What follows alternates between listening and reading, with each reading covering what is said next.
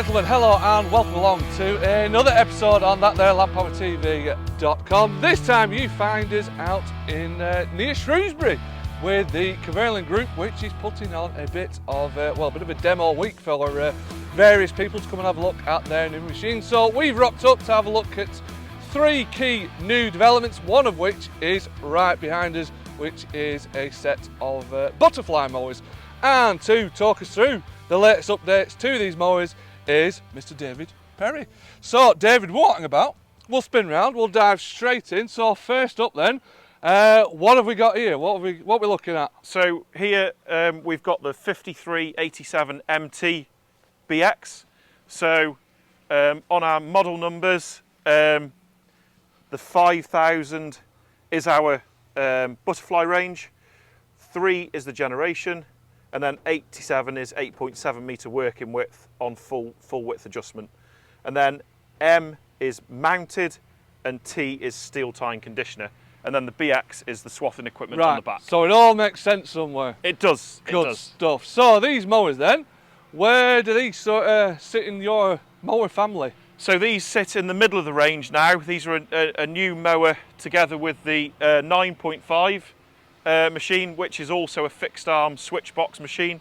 So we have a 5087 nylon tine and steel tine with spring based suspension, and then we also have the 5387 and 95, which is this machine with 3.2 or 3.6 metre cutting decks on each side, and then we have the 53100 rear isobus machine with full side shift on that machine as well. So that sits right at the top end.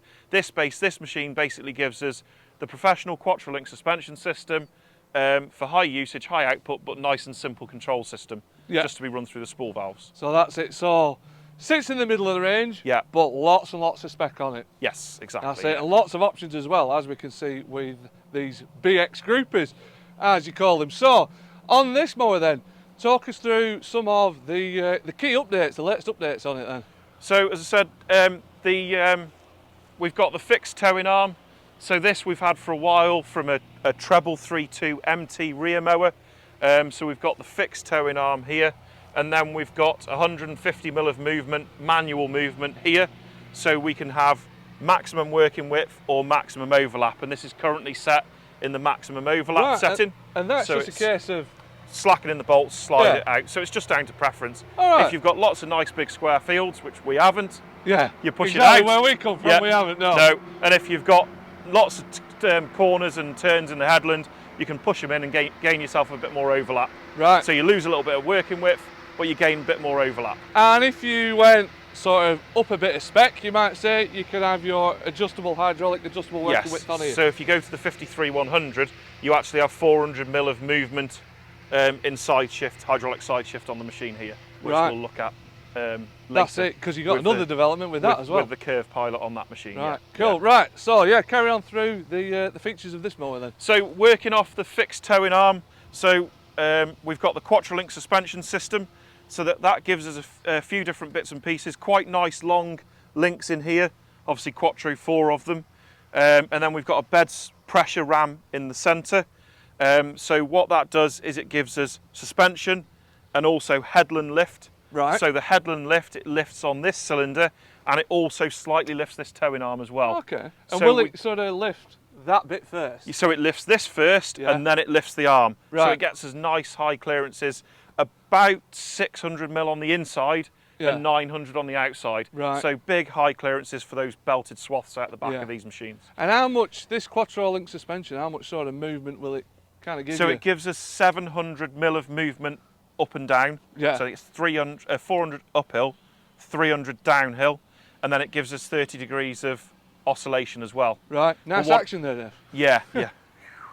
But what it also does as well is it gives us full width brake back. So basically, if we hit something here on this side of the bed, on the inside against the tractor, or on the outside, the geometry of the Quattrolink basically means the bed comes up and back. So it presents the bottom of the skid to the obstacle, and then it comes back into work automatically. And then glides it comes back down. Slightly back up. Same design as the front mower, just in a slightly different format. Right, and you don't have to stop to let it come back into work? No, it's non-stop brake back. So the BX belts are fitted straight onto here.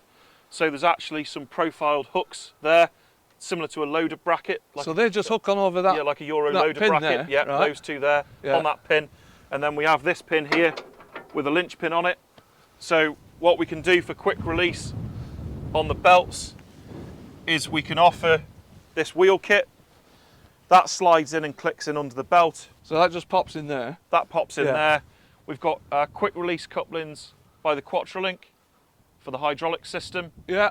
Remove our pin, wheels in, and then using the hydraulic top link, we can drop this belt off within a minute or so. Really? Yeah. So what about the guts of the machine, as you might say, the bed and the conditioner?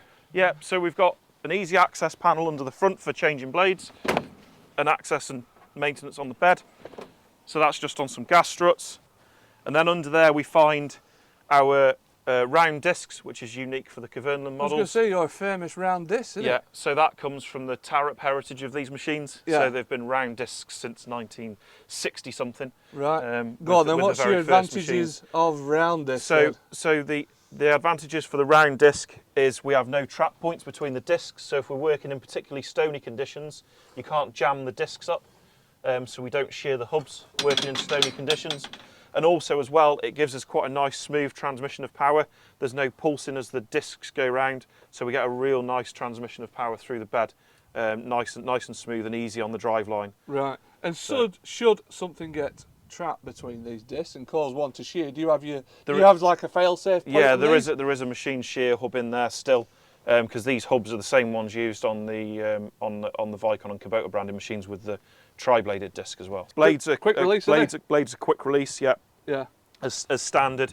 Anything on the Kverneland mower range, from the plain mowers, there's only the belt-driven ones in the smaller end of the range aren't quick fit as standard. Right. Everything else right up and through is standard on quick fit blades. Right. So Dave, just to find out a little bit more about what's in your bed, we've come across this actual cutaway.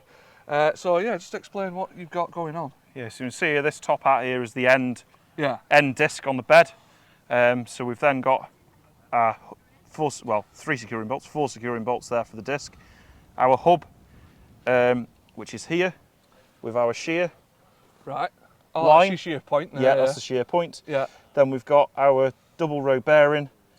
That's our housing, which is here, that bolts on top of the bed. Which is that bit there. And then this is our gear with our securing nut there. Yeah. Which is, so these are actually assembled in the factory, and they're chemically cleaned first, allowed to dry, then Loctited and torqued, and then they go into quarantine for 24 hours to allow the Loctite to cure. All right. Because if we assemble them and put them straight in the bed and put oil in it, it affects the curing of the Loctite. That's it. So there's a process with that. So if you buy a hub now to make sure that curing process has happened, so it's all you happened. don't buy individual components to make sure that, obviously, as a safety point of view, you've got it all done properly and torqued correctly. Right. Then from a gear point of view, so these are the intermediate gears here. Yeah. So that's our pin that pulls down through here to secure the gear. Yeah. Then we've just got a single row bearing with a snap ring here. So that snap ring sits in there and then sits inside there. Yeah. So you press it together until it clicks, and then you've got your securing bolt from underneath the bed. So with the gears, if you just come around here a little bit and look down the side profile of the gear, so all of the gears across the bed, regardless, are identical in size. Right. So that means we've got no fast spinning parts, no slow spinning parts. They all spin at a consistent speed across the bed. Right. What's so the advantage of that? So everything's got an even torque loading all the way through the bed. Fair enough. Also as well, we've always got two-tooth contact in the drive all the way through. Yeah. To give us a nice strong drive line. And also as well, the beds, when we're contour following with the mower, the beds are actually designed to flex. All right. And when you lift them on the headland, they actually sag a little bit. Yeah. Which is why on some machines you hear them and they're noisy on the headlands, because they lift up and they've sagged a little bit. So what we actually do is we round the corner of the tooth a little bit, so it allows for that flex, for it to actually be able to move a little bit, and keep the bed running. So even on the headland, you'll hear them running nice and quiet. There's no excessive noise there or pressure being put into the drive line, basically.